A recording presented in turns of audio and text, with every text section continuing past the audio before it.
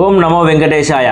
ప్రపంచంలో అత్యంత ధనిక దేవుడు, కోట్లాది మంది భక్తుల ఇలవేల్పు, కలియుగ ప్రత్యక్ష దైవం శ్రీ వెంకటేశ్వర స్వామి కొలువైన క్షేత్రం తిరుమల. భారతదేశంలో లక్షలాది ఆలయాలున్నాయి, కానీ తిరుమల తిరుపతికి ఉన్న ప్రత్యేకత ఏంటి? ఎందుకు రోజుకు లక్షలాది మంది భక్తులు ఆ 7 కొండలు దాటి స్వామివారి దర్శనం కోసం క్యూ కడుతున్నారు? ఇది కేవలం గుడి మాత్రమే కాదు, ఇది సాక్షాత్తు శ్రీ మహావిష్ణువు కలియుగ అంతం వరకు కొలువు ఉండే కలియుగ వైకుంఠం.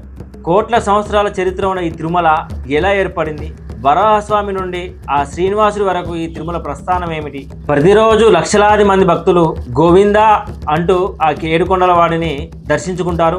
కానీ మనందరికీ తెలిసిన ఆ భక్తి వెనుక కొన్ని వేల ఏళ్ల నాటి చరిత్ర, అంతు చిక్కని రహస్యాలు, రాజుల కాలం నాటి ఆసక్తికర విషయాలు ఉన్నాయని మీకు తెలుసా? అసలు ఆ శ్రీనివాసుడు ఆ కొండపైకి ఎలా వచ్చారు? ఈ ఆలయాన్ని ఎవరు నిర్మించారు? గర్భగుడిలో జరిగే వింతలేమిటి? ఇవన్నీ ప్రశ్నలకు సమాధానాలన్నీ కూడా ఒక్క ముచ్చటలో తెలుసుకుందాం.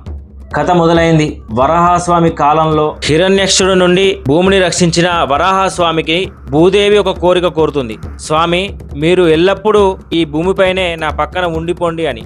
అప్పుడు స్వామి ఆ కోరికను మన్నించి ఆదిశేషుడిని భూమికి రమ్మని స్వామి ఆదేశిస్తారు. అలా వైకుంఠం నుండి వచ్చిన 7 తలల ఆదిశేషుడే మన తిరుమల 7 కొండలుగా మారిపోయాడు. అందుకే ఈ ప్రాంతాన్ని శేషాచలం అని పిలుస్తుంటారు. ఆ 7 కొండల పేర్లు: శేషాద్రి ఆదిశేషుడికి నిలయమైనది, నీలాద్రి నీలదేవి నివసించే స్థలం, గరుడాద్రి గరుత్మంతుడు నివసించే ప్రాంతం, అంజనాద్రి హనుమంతుడు జన్మించిన పవిత్ర క్షేత్రం, వృషభాద్రి వృషభాసురుడు అనే రాక్షసుడిని స్వామి సంహరించిన ప్రదేశం, నారాయణాద్రి నారాయణమూర్తి కొలువుదీరిన పవిత్ర స్థలం, వెంకటాద్రి సాక్షాత్తు శ్రీ వెంకటేశ్వర స్వామి నివసించే అత్యంత ముఖ్యమైన కొండ. కాలక్రమేణా వరాహస్వామి అడవిలో విగ్రహ రూపంలో ఉండిపోతారు. ఆ దట్టమైన అడవిలో నిషాదుడు అనే వేటగాడికి స్వామివారి ప్రకాశం కనిపిస్తుంది. అప్పుడు అతను ఎటువంటి మంత్రాలు తెలియకపోయినా స్వచ్ఛమైన భక్తితో స్వామిని పూజించడం మొదలు పెడతాడు. స్వామి అతన్ని క్షేత్ర రక్షకుడిగా నియమిస్తారు. ఆ తర్వాత కాలంలో శంకర మహారాజు అనే రాజు కలలో ఆదేశం మేరకు ఆ స్వయంభు విగ్రహానికి అద్భుతమైన ఆలయాన్ని నిర్మిస్తారు. ఆ రోజు నుండి తిరుమల ఒక పుణ్యక్షేత్రంగా మారింది. పురాణాల ప్రకారం భృగు మహర్షి సృష్టికర్త అయిన బ్రహ్మదేవుని మానసపుత్రుడు మరియు సప్తర్షులలో ఒకరు. ఆయనకి చాలా కోపం ఎక్కువ. ఆయన త్రిమూర్తులను పరీక్షించడానికి బయలుదేరడం వెనుక ఉన్న ఒక ముఖ్య ఉద్దేశం సత్వ రజో తమో గుణాలలో ఏది గొప్పది మరియు భక్తుల పట్ల ఏ దైవం అత్యంత సహనంతో వ్యవహరిస్తుంది అనేది నిరూపించడం కోసం. బ్రహ్మలోకంలో బ్రహ్మదేవుడు సృష్టి కార్యంలో నిమగ్నమై ఉన్నాడు. భృగు మహర్షి రాకను పట్టించుకోకపోవడం వల్ల భృగు మహర్షి ఆయనను సృష్టికర్తమైన భక్తుడిని గుర్తించినందుకు భూలోకంలో నీకు ఆలయాలు ఉండవని చెప్పేసి చెప్పించారు. దీని అర్థం అహంకారం లేదా పనిలో నిమగ్నమైన భక్తుని విస్మరిస్తే ఫలితం ఉండదు. ఆ తర్వాత భృగు మహర్షి బ్రహ్మ తర్వాత కైలాసం వెళ్ళారు. కైలాసంలో శివుడు నృత్యంలో ఉన్నప్పుడు ఆ భృగు మహర్షిని గమనించలేదు.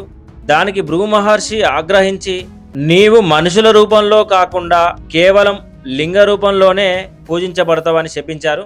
శివుడు లయకారకుడు కాబట్టి ఆయన అహంకారానికి అతీతుడు. అందుకే శివాలయాలన్నీ కూడా లింగ రూపంలోనే మనకు శివుడు దర్శనమిస్తారు.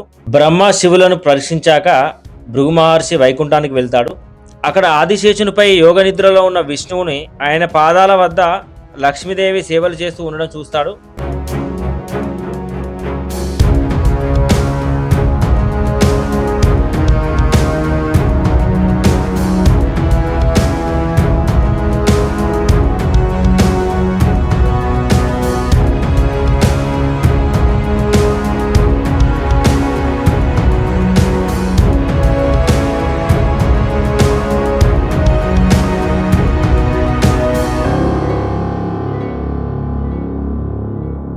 తనను గమనించలేదని ఆగ్రహించిన భృగు మహర్షి సాక్షాత్తు శ్రీ మహావిష్ణువు గుండెలపైన తన పాదంతో తంతాడు.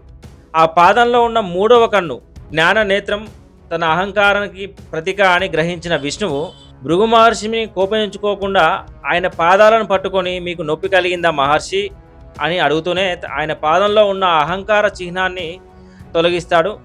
కానీ తన భర్తను ఒక సాధారణ మహర్షి అవమానించడము లక్ష్మీదేవికి అస్సలు నచ్చదు. వైకుంఠాన్ని వీడి భూలోకానికి చేరుకుంటుంది. లక్ష్మీదేవి లేని వైకుంఠం శూన్యంగా అనిపించి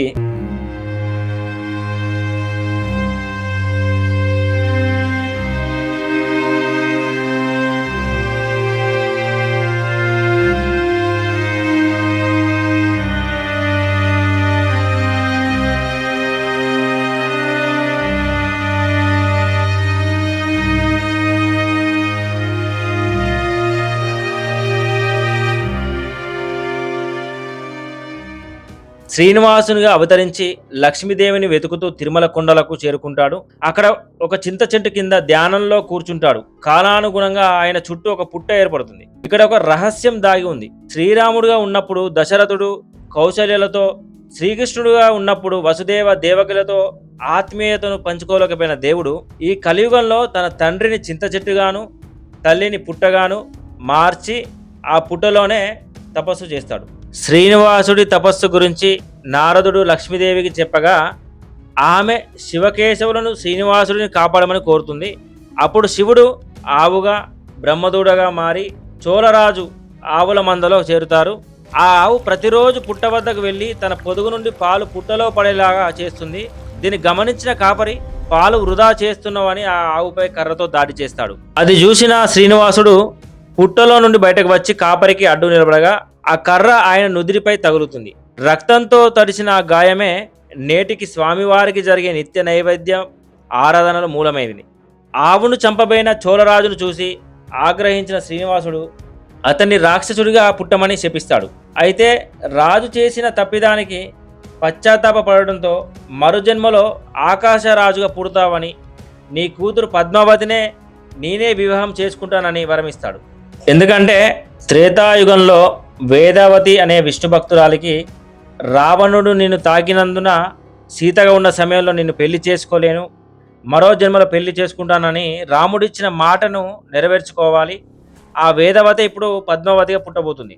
శ్రీనివాసుడు గాయంతో ఉన్నప్పుడు నీల అనే భక్తురాలు తన జుట్టును కత్తిరించి ఆయన గాయంపై ఉంచి ఆయన అందాన్ని కాపాడుతుంది. ఆమె భక్తికి ముగ్ధుడైన స్వామి కలియుగం అంతమయ్యే వరకు భక్తులు నీకు తలనీలాలు సమర్పిస్తారని దీవించేస్తాడు. అందుకే నేటికి తిరుమలలో తలనీలాలు సమర్పించడం అనేది ఒక పవిత్ర సాంప్రదాయంగా మారింది. పద్మావతిని వివాహం చేసుకునే సమయంలో మానవ రూపంలో ఉన్న స్వామికి ధనం అవసరమై ధనప్రభువైన కుబేరుని వద్ద అప్పు తీసుకుంటాడు. కలియుగంలో భక్తులు సమర్పించే కానుకలతోనే ఆ అప్పును వడ్డీతో సహా తీరుస్తానని మాట ఇస్తాడు. అందుకే ఆయన వడ్డీ కాసుల వాడని ఇప్పటికీ పిలువబడుతున్నాడు. వివాహం తర్వాత శ్రీనివాసుడు ఆకాశరాజు సోదరుడైన తొండమాన్ చక్రవర్తిని పిలిచి కొండపై ఆనంద నిలయం నిర్మించమని కోరుతాడు. తాను తన సతిమని అక్కడ కొలువు తీరుతానని చెప్పి మానవ రూపం నుండి దైవ స్వరూపంలోకి మారి అక్కడే స్థిరపడిపోతారు.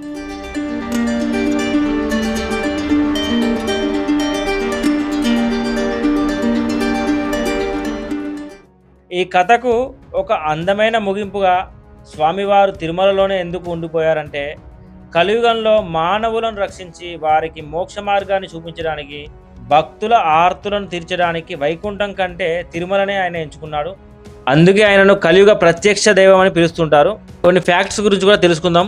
తిరుమలలో పూజలు వైకానస ఆగమ శాస్త్రం ప్రకారం జరుగుతాయి. తెల్లవారుజామున సుప్రభాత సేవతో మొదలై రాత్రి ఏకాంత సేవ వరకు స్వామివారికి రోజువారీ కైంకర్యాలు జరుగుతూ ఉంటాయి.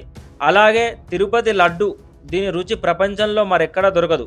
దీని తయారీలో వాడే దినుసులు, చేసే పద్ధతి ఏళ్ల తరబడి ఒకేలా ఉండడం దీని ప్రత్యేకత. శ్రీనివాసుడు తిరుమల కొండకు చేరుకున్నప్పుడు ఆ ప్రాంతం ఇప్పటికే ఆదివరాహస్వామి ఆధీనంలో ఉంది. ఆ శ్రీనివాసుడు ఒక సాధారణ మానవుడిగా కొండపైకి వచ్చి ఆదివరాహస్వామిని అనుమతి కోరుతాడు. అప్పుడు వరాహస్వామి ఈ కొండపై నాకే మొదటి పూజలు జరగాలి, ఆ తర్వాత నీకు జరగాలి అని ఒక నిబంధన అయితే విధిస్తాడు. అందుకే నేటికి తిరుమలలో ముందుగా వరాహస్వామి దర్శనం చేసుకున్నాకే శ్రీవారిని దర్శనం చేసుకోవడం ఆనవాయితీ. అందుకే మీరు కూడా గుర్తుంచుకోవాలి, మనం తిరుమల తిరుపతి దేవస్థానం వెళ్ళినప్పుడు ఆదివరాహస్వామి దర్శనం అనంతరమే శ్రీవారిని దర్శించుకోవడం చేయాలి. లక్ష్మీదేవి భూలోకానికి వెళ్ళిపోయిన తర్వాత శ్రీనివాసుడు పద్మావతిని వివాహం చేసుకున్నాడు కదా, అప్పుడు లక్ష్మీదేవికి విషయం తెలిసి చాలా బాధపడుతుంది. కానీ శ్రీనివాసుడు ఆమెను ఓదార్చి, నువ్వు వెళ్ళిన నీ స్థానం నా హృదయంలోనే ఉంది అని చెప్పి తన గుండెపై వక్షస్థలంపై స్థానం కల్పిస్తాడు. అందుకే విగ్రహంలో స్వామివారి గుండెపై లక్ష్మీదేవి కొలువై ఉంటుంది. శ్రీనివాసుడు ఆకాశరాజు అల్లుడిగా ఉన్నప్పుడు తొండమాన్ చక్రవర్తి ఆయనను పరమ భక్తుడు. స్వామి కోరిక మేరకు తొండమాన్ చక్రవర్తి ఒక అద్భుతమైన గర్భాలయాన్ని నిర్మిస్తాడు. అదే ఇప్పుడు మనం చూస్తున్న ఆనంద నిలయం. ఆ విమాన గోపురానికి బంగారు తాపడం చేయించడంలో ఆ రాజు చూపిన భక్తి అమోఘం. అప్పుడే స్వామివారు ఈ విగ్రహ రూపంలో శాశ్వతంగా ఇక్కడే ఉండిపోయారు. తిరుమల శ్రీవారి విగ్రహం మనిషి చెక్కినది కాదు, అది భూమిలో నుండి స్వయంగా ఉద్భవించిన స్వయంభు. స్వామివారు పుట్టలో ఉన్నప్పుడు జరిగిన గాయం వల్ల ఆయన తల వెనుక భాగంలో ఇప్పటికి ఒక చిన్న ఘాటు ఉంటుందని భక్తుల నమ్మకం. ప్రతి శుక్రవారం స్వామివారికి చేసే నిజపాద దర్శనంలో ఆ గాయాన్ని, ఆయన అలంకారాలను దగ్గరగా చూడవచ్చు. వైకుంఠంలో ఉన్న దానికంటే కలియుగంలో భక్తుల కష్టాలను స్వయంగా తీర్చడానికి శ్రీనివాసుడు ఈ భూలోకపు కొండలనే తన నివాసంగా ఎంచుకున్నాడు. ఎవరైతే పాపపుణ్యాల లెక్కలు చూసుకోకుండా నిష్కలమైన మనసుతో, భక్తితో గోవిందా అని పిలుస్తారో వారిని తన దగ్గరకు రప్పించుకుంటాడు. పద్మావతి దేవి తిరుచానూరులో పద్మావతి అమ్మవారు వెలవడానికి కారణం శ్రీనివాసుడు కొండపై ఉంటే అమ్మవారు కొండ కింద ఉండి భక్తుల కోరికలు తీర్చాలని అనుకోవడం. స్వామివారి గడపను బంగారు వాకిలి అంటారు. అక్కడే కులశేఖర అల్వార్ తన భక్తిని చాటుకున్నాడు. తిరుమల కొండలు కేవలం ఆధ్యాత్మిక క్షేత్రమే కాదు, ఇవి భూమి పుట్టినప్పటి నుండి ఉన్నాయని శాస్త్రవేత్తలు చెప్తున్నారు. ఇక్కడ ఉన్న శిలాతోరణం సుమారు 150 కోట్ల ఏళ్ల నాటిది. పురాణాల ప్రకారం స్వామివారు వైకుంఠం నుండి భూమిపై అడుగుపెట్టినప్పుడు మొదట ఇక్కడే పాదం మోపారని చెప్పి భక్తుల యొక్క నమ్మకం. స్వామివారి విగ్రహం తయారీలో వాడిన రాయి సామాన్యమైనది కాదు. దీనినే శిలాద్రవం అని పిలుస్తారు. సాధారణంగా పచ్చకర్పూరం ఏ రాతి మీద వేసినా కాలక్రమేణా ఆ రాయి పగుళ్ళు తీస్తుంది. కానీ తిరుమల స్వామివారి విగ్రహానికి నిత్యం పచ్చకర్పూరం పూస్తారు. అయినా ఆ విగ్రహం చెక్కు చెదరకుండా మెరుస్తూ ఉండడం ఒక అద్భుతం. మనం గర్భగుడిలోకి వెళ్ళినప్పుడు స్వామివారు మధ్యలో ఉన్నట్టు కనిపిస్తారు, కానీ నిజానికి విగ్రహం గర్భగుడికి కుడివైపు మూలలో ఉంటుంది. బయట నుండి చూసేవారికి అది మధ్యలో ఉన్న భ్రమ కలుగుతుంది. తిరుమల ప్రధాన ద్వారం దగ్గర ఒక పాత ఇనుప గుణపం వేలాడుతూ ఉంటుంది. దీని వెనుక ఒక అద్భుతమైన కథ ఉంది. అనంత తల్వార్ అనే భక్తుడు స్వామివారి కోసం పూల తోట పెంచుతుండగా ఒక చిన్న బాలుడు వచ్చి సాయం చేస్తానంటాడు. వద్దు అని వారించిన వినని ఆ బాలుడిపై కోపంతో ఆ అనంత తల్వార్ గుణపాన్ని విసురుతారు. అది ఆ బాలుడి గడ్డానికి తగిలి రక్తం వస్తుంది.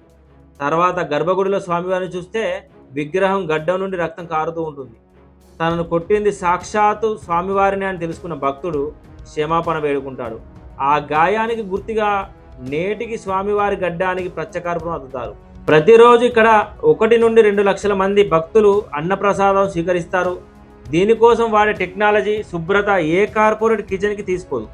లడ్డు రహస్యం: తిరుపతి లడ్డుకు GI ట్యాగ్, జియోగ్రాఫికల్ ఇండికేషన్ ఉంది. అంటే ఈ రుచిని మరెవరు కాపు చేయలేరు. రోజు సుమారు 3 నుండి 4 లక్షల లడ్డులు ఇక్కడ తయారవుతాయి. దీనికోసం వాడే నెయ్యి, యాలకులు, శనగపిండి నాణ్యత విషయంలో ఎక్కడ రాజీపడరు. తిరుమల అంటే ఒక గుడి కాదు, అది ఒక ఆధ్యాత్మిక శక్తి కేంద్రం. గర్భగుడిలో ఉండే ఆ నిశ్శబ్దం, ఆ విగ్రహం ముందు నిలబడినప్పుడు కలిగే అనుభూతి మాటల్లో చెప్పలేం. మీరు ఆ 7 కొండల వాడిని దర్శించుకున్నప్పుడు మీకు కలిగిన అత్యంత ప్రత్యేకమైన అనుభవం ఏంటి? కింది కామెంట్లో చెప్పగలరు.